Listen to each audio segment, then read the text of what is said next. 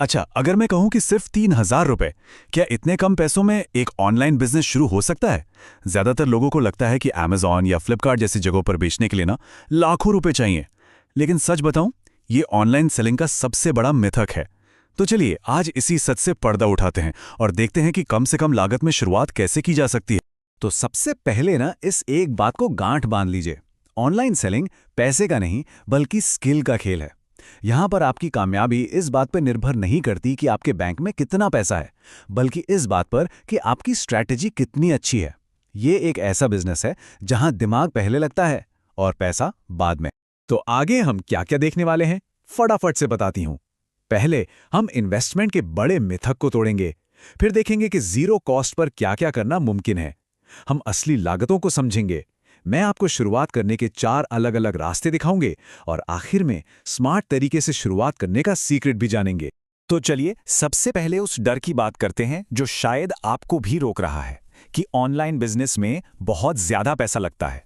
देखते हैं इस बात में आखिर कितनी सच्चाई है।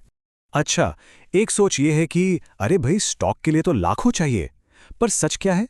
सच ये है कि आप सिर्फ 20 से 50 पीसेस भी शुरू कर सकते हैं।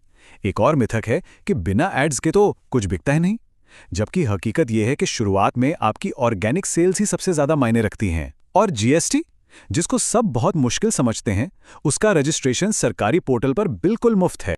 ठीक है, मिथक तो टूट गए। अब बात करते हैं उन पहले कदमों की जो आपके बिजनेस की नींव रखेंगे। और सबसे मजेदार बात पता है क्या है? इनमें आपका एक पैसा भी नहीं लगना। देखिए कितना सिंपल है। बिजनेस रजिस्ट्रेशन के लिए बस अपना पैन और आधार कार्ड चाहिए। हो गया, आपकी सोल प्रोप्राइटरशिप तैयार है। Amazon और फ्लिपकार्ट पर बेचने के लिए जो जीएसटी रजिस्ट्रेशन जरूरी है, वो भी पूरी तरह से मुफ्त है। और तो और, शुरुआत में आप अपने पर्सनल सेविंग्स अकाउंट से भी काम चला सकते हैं। जीरो, बिल्कुल जीरो। ये वो रकम है जो आपको जीएसटी रजिस्ट्रेशन के लिए देनी है। मतलब ये सबसे बड़ा सबूत है कि कानूनी प्रक्रियाएं आपको शुरू करने से रोक नहीं सकती। तो ठीक है, रजिस्ट्रेशन वगैरह तो फ्री हो गया, पर पैसा लगता कहाँ है? चलिए अब इसका हिसाब किताब करते हैं। हम इन खर्चों को एक बड़े इन्वेस्टमेंट की तरह नहीं, बल्कि छोटे छोटे मैनेजेबल खर्चों की तरह देखेंगे। अब सवाल आता है, बेचें तो बेचें क्या? देखिए, शुरुआत के लिए ना कुछ बहुत ही आसान और कम लागत वाले आइडियाज हैं, जैसे कि ब्रेसलेट, फोन कवर, स्टिकर्स या फिर घर की सजावट का छोटा मोटा सामान। ये ऐसी चीजें हैं जिनमें लागत भी कम है और मुनाफे की गुंजाइश भी ज्यादा। अब जरा मुनाफे का गणित समझिए।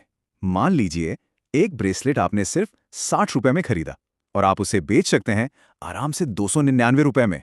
मतलब प्रॉफिट मार्जिन देखिए कितना जबरदस्त है, एक छोटे से प्रोडक्ट पर भी। तो कितना स्टॉक खरीदें? देखिए यहां पर एक स्मार्ट रूल काम करता है। हमेशा छोटा शुरू करो ताकि रिस्क कम हो। अगर सिर्फ 10 पीस भी लेते हैं तो आपका खर्चा होगा बस 600 रुपए। और 50 पीस, जो एक अच्छी शुरुआत मानी जाती है, उसके लिए भी आपका कुल निवेश सिर्फ 3,000 रुपए का ही है। और पैकेजिंग, उसको लेकर भी ज्यादा टेंशन लेने की जरूरत नहीं है। हर ऑर्डर पर पॉली बैग और बबल रैप जैसी जरूरी चीजों का खर्च आप मानकर चलिए बस 7 से 12 रुपए ही आता है। ये कोई बड़ा एकमुश्त खर्चा नहीं है। और ये बात बिल्कुल दिमाग में बिठा लीजिए।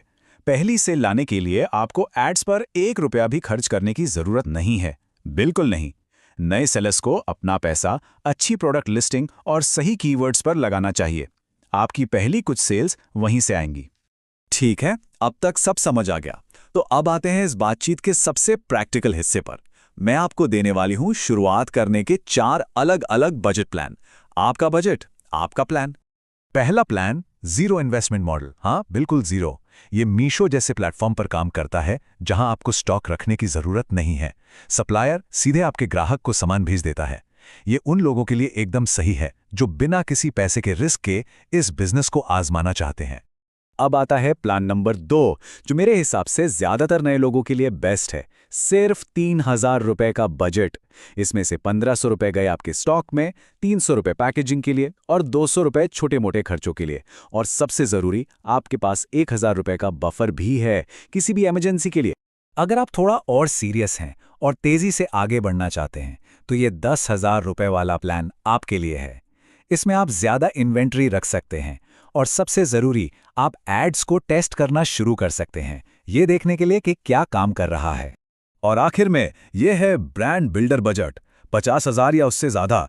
इसमें आप बल्क में इन्वेंट्री खरीदते हैं, प्रोफेशनल फोटोशूट करवाते हैं और बड़े लेवल पर विज्ञापन चलाते हैं। लेकिन एक बात साफ कर दूं, ये स्टेप तभी लेना है जब आपका प्रोडक्ट मार्केट में चल चुका हो।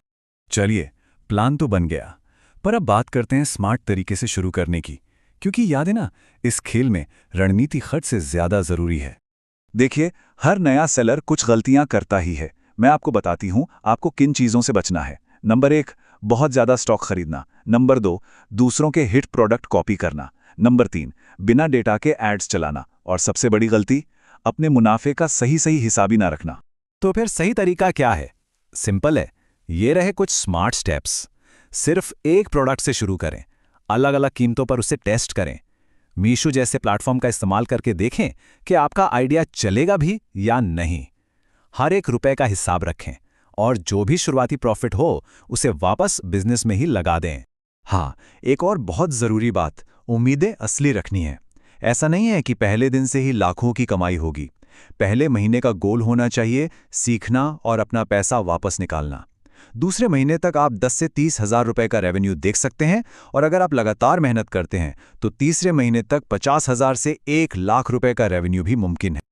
और आखिर में हम उसी बात पर वापस आते हैं जिससे हमने ये पूरी बातचीत शुरू की थी।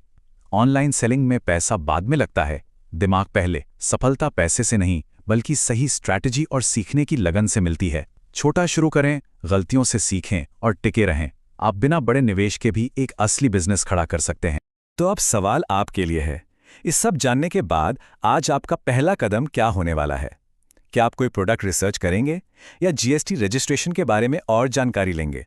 याद रखिए, हर बड़ी यात्रा एक छोटे से कदम से ही शुरू होती है।